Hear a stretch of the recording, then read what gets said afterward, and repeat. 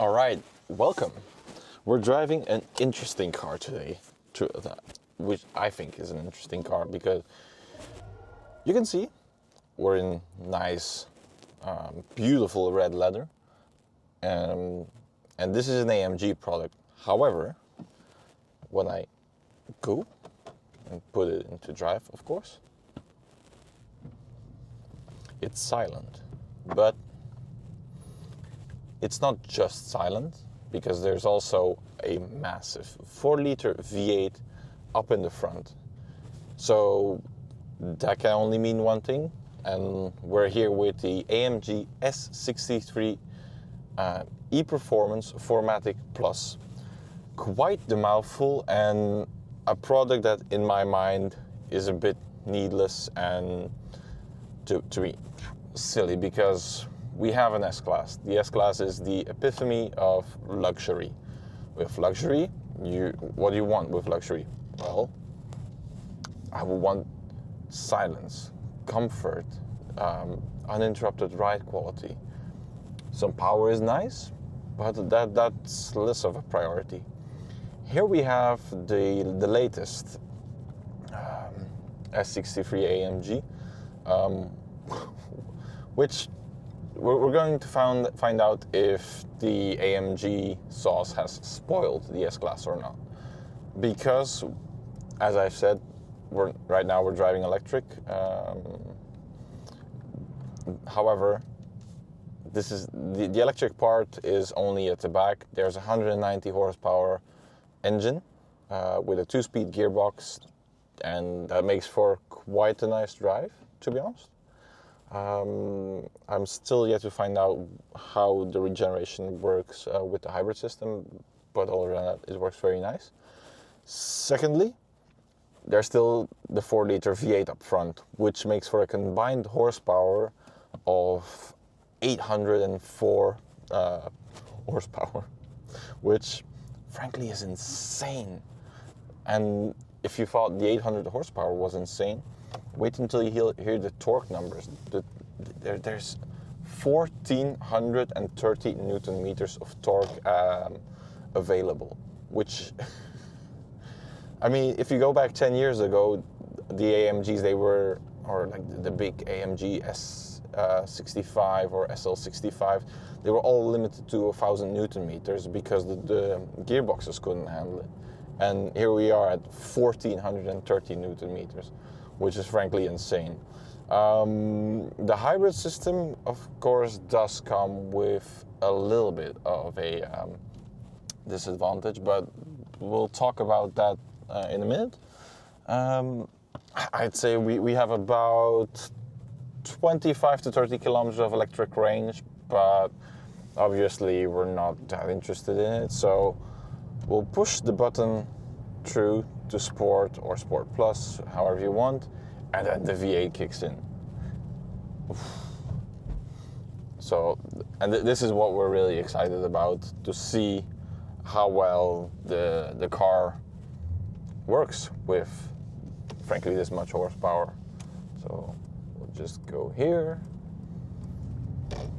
and we'll hit it.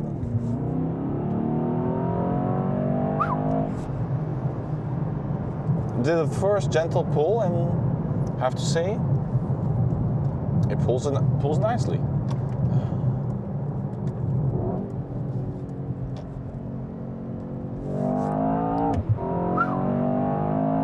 The gear shift was a little bit hesitant, which is weird because if I recall correctly, this is the AMG multi-clutch transmission, which should work very, very quickly. Yeah. So let's turn it back to sport, let the gear come down,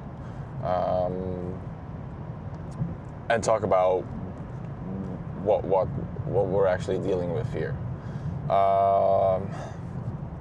Inside we have a big beefy steering wheel.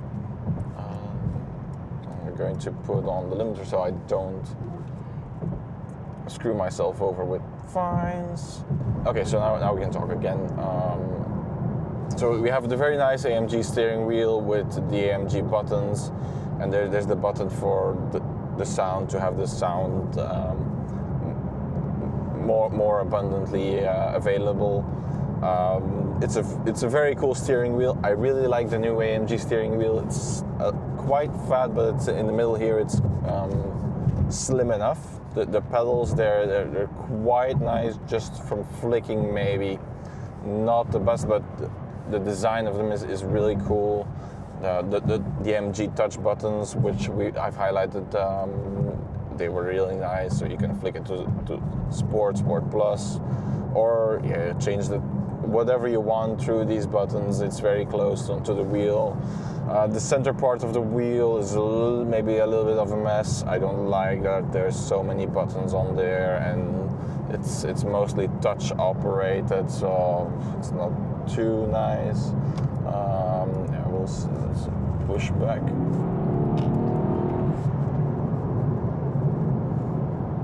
To be honest, like when it's up to speed, it doesn't really feel like 800 horsepower to me.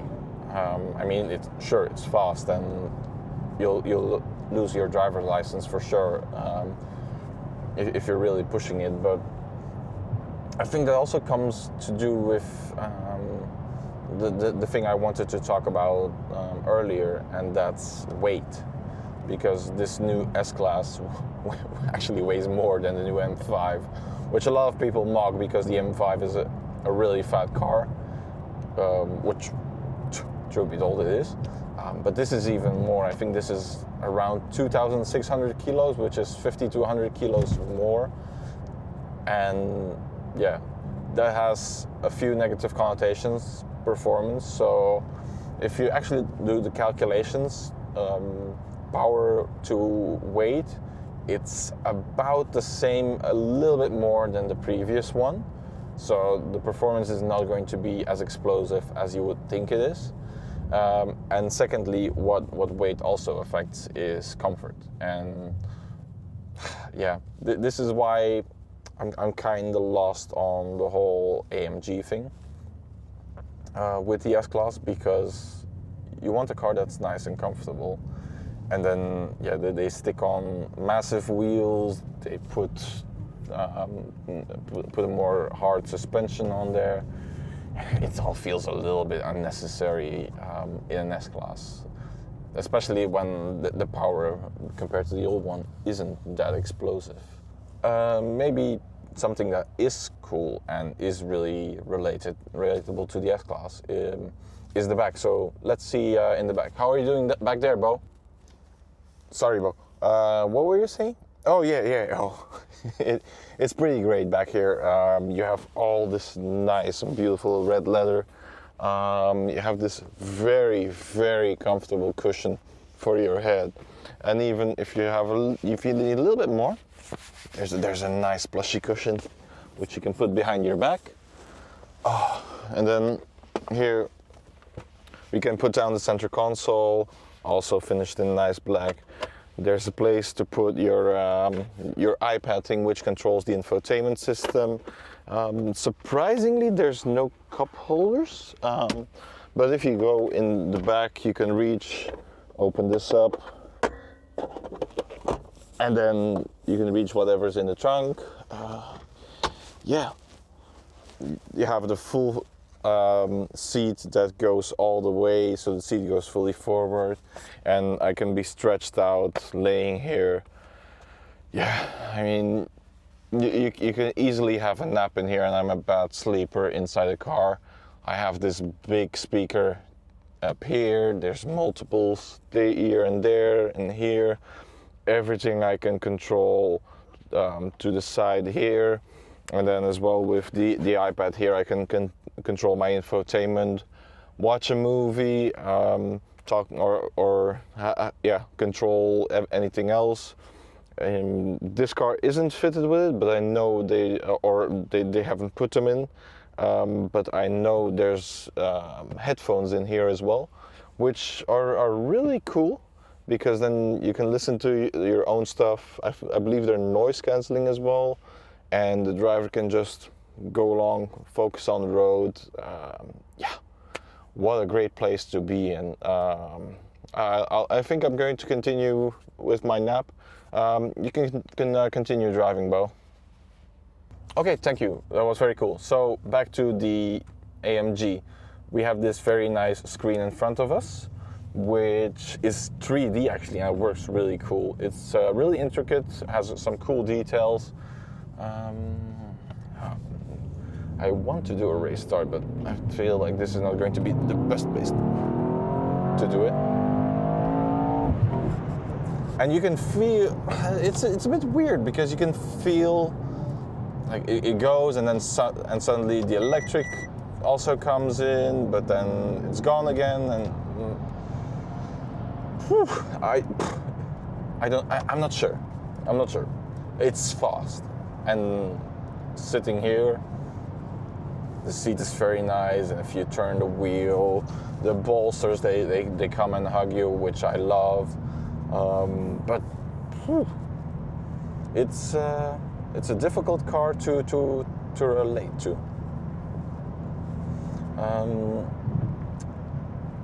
Other than that, we have our standard stuff in the S-Class, as we always have. We have the nice fence here, we have the big screen, which for a screen implementation I'm a really big fan of, because there's a small place where there's all the buttons here, and then we have everything basically within arm's distance. So that's also very nice. Beau was talking in the back about the seat, sorry, not the seats, the speakers, and the Burmester system is also here in the front and has these nice round discs that they rotate out once you start it up. Yeah, everything is beautifully finished as well, but driving over these, it is hard. I mean, try and put in comfort, but there's a lot of road noise. Yeah, it doesn't ride bumps as well as you would want in an S-Class. But yeah, it is an S63, so I think if you want that, you're into a luxurious sort of, I wouldn't say, yeah, like how would you say, a luxurious punishment? Is that the right term? No, but yeah, it does kick into life, and we have to be glad that AMG still wanted to put a big V8 in there, because with the C63 we have the 4-cylinder and may or may not work as well. So some other thing I noticed with the car is from the outside it sounds really, really good, and I'll give you a sound clip right now.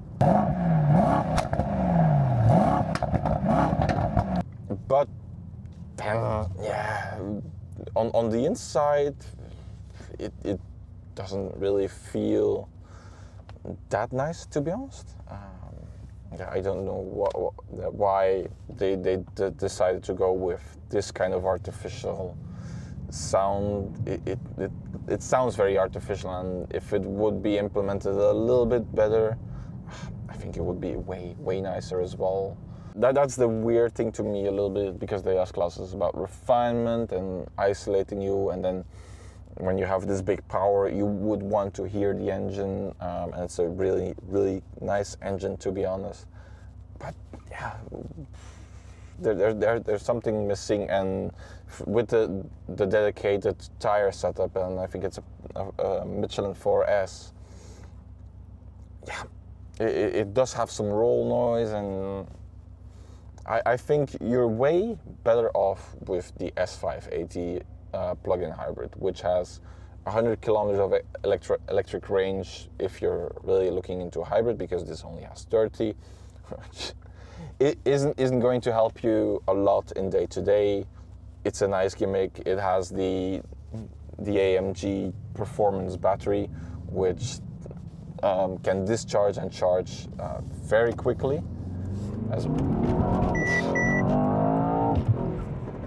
Oh yeah, it was struggling for traction a little bit back there. Okay, so it seems like it's warming up a little bit, and now it wants to go a little bit quicker. Oof.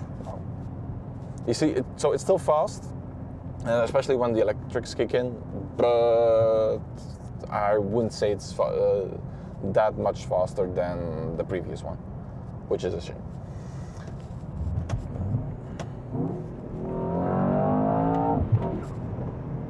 And there's a very nice blow-off valve as well. It's a really, it's quite cool. So we've come onto a red light. So foot to the floor. Ooh, wow. Oh, it really tightens you up, and I think it's struggling a lot for traction because it just went, and then it kind of went nowhere. Wow, jeez, super cool. It is, I have to say, in a certain way, it's quite cool. In another, I would rather see this kind of powertrain with this kind of power being used into, yeah, like an E63 or something like that, or maybe, or even, and maybe I shouldn't say that, a C63. What, turning circles really close. Yeah, I mean, what kind of power do you need in this class, to be honest? No, but you can really feel, or you can really see that the AMG Performance battery, it recharges itself very quickly, because we've done a few pulls now and used the electricity, and it's still sitting at the same level as we've had it since we started driving it. Let's see if we can do another race start.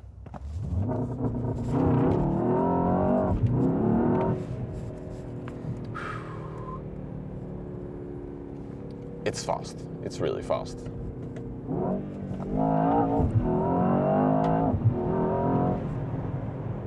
But yeah, when you do the race start and it's like blah, blah, blah, blah, that's where the sound, yeah, it feels really artificial, and I think it sounds 10 times better from the outside than it does on the inside. So I would say maybe Mercedes improve the enhanced sound, maybe allow a little bit more into the cabin, or yeah, I don't know if you can do that. Soften the suspension a little bit more. I know it's an AMG, but to be honest, you're driving an S-Class, and who wants a stiff S-Class? I know, yeah, it needs a very sticky tire to put on all this power, but it's quite a loud tire. So see, you're trying to improve a car that has inherently flaws that swing it back into the opposite direction, and you can have some flaws in a car, and I've said it's quite cool, but yeah, if it's negating the purpose of the car, I said better to do it in a C or an E class. I'm very interested to hear what you think of the S63. Do you think it makes sense? You can convince me in the comments, but I'm not sure if I'm going to be convinced. So that's all for now. I'll see you back in another video, and have a good day. Bye.